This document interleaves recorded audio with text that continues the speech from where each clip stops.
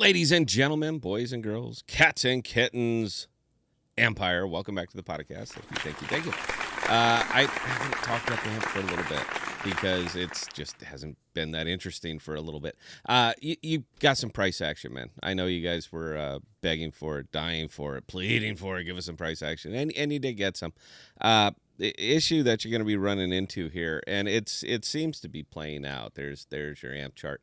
It does seem to be playing out is squatters. That's the I think that's the one thing that was just never really accounted for is with a token with such a massive supply, 100 billion. I mean, that is a monstrous supply.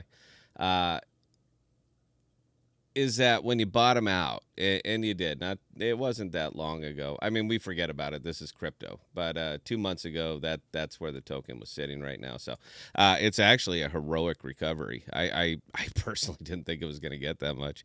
I cleared. But bought back in, cleared, bought back in, and I'll continue to do it because that's how I make my money. But that's it's one of the things that AMP really didn't account for was the crypto element. It's a use case product, kind of, but it's a use case product in the crypto world, and the crypto world is a lot of big money that moves very, very fast and plays for small percentages. Where I say small percentages, 8%, 10%, 12%. It's not life changing money until you do it hundreds of times, and then all of a sudden it becomes pretty heroic, and that's kind of what you're running into, and it's kind of the chart seems to suggest it. So. You get these big pumps and then immediately just whack down. Now, the token exists primarily. I don't think it exists anywhere real in the in the DeFi.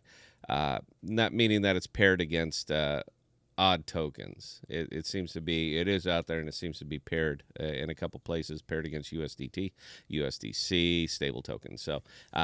It doesn't. Nothing carries it. Nothing really comes with it, and whereas in the real DeFi, way out in the true DeFi, like out in the cosmos, you get tokens that are paired up against other somewhat volatile tokens, such as Osmosis.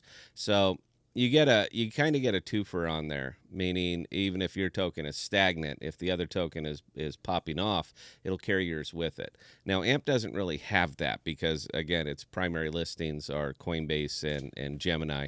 And when you're in those, then it's purely on the token. So you get a lot of squatters on here. These are the people that bought way the hell down here, that bought at .002, 0025, and are just sitting on big bags, and all they're doing is waiting for this. I mean, that's it.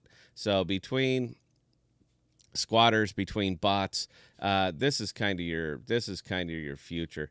Now, fortunately for you, well, not here, but fortunately for you, the buy exceeded the squatters, but you didn't clear them out. That's the funny thing is that people can still make big buys. They can just sit down on it, wait for that thing, let everyone get excited, get some, start piling in, let it carry up, and then they just dump it again. And they're gonna do it again and again and again. The thing that AMP needs to really break it out is going to be actual evolution of the product, and it's simply not coming. 2023, way back in February, I remember the Ampera, that just absolute train wreck of a live stream with Tyler and Bubby and somebody. I don't know if they were drunk or high, man, but that was hard to follow. But it was way back then. They promised 6 weeks white paper. You're going to see the Ampere white paper in 6 weeks. We're building. We're very excited. We've offshored. We cannot wait. We're building. Now, if you have any idea what we should build, please, hit us up in Telegram or whatever. I remember it was a disaster. I have it all recorded, but I don't need to pour salt on the wound. You guys were there. You know what's going on with it. But for somehow from there to now, there simply is no white paper. They still talk it up that we have the Ampere protocol and it's going to be great. We're going through audits. We're not going to release anything. We have all of this information, but we're not going to release any of it. We're going to release it when the protocol goes live. I want to say that it's not going to go live this year because unless they're going to be popping that thing out in 10 days, you can. This is it, man.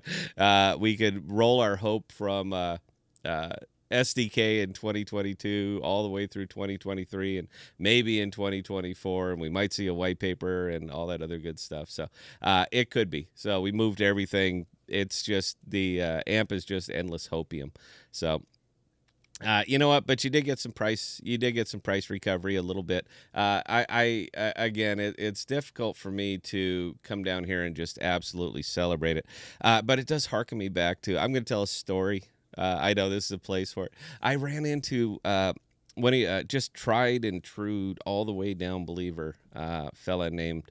I don't remember his name, but I ran into him on a plane, and he recognized me from my videos. I think that was great. That was the first time anyone's ever recognized me, and I have thousands of videos.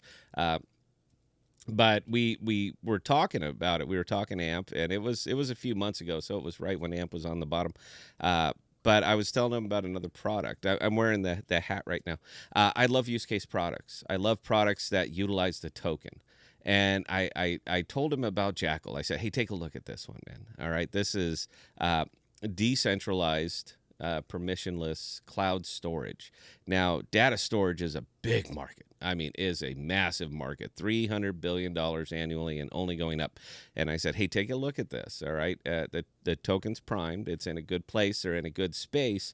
And considering that you like AMP because it's a use case token, meaning that it gains value as it gets used, take a look over here at Jackal, which also gains value as it gets used. And it's funny because he completely blew me off. Oh, no, I'm AMP all the way.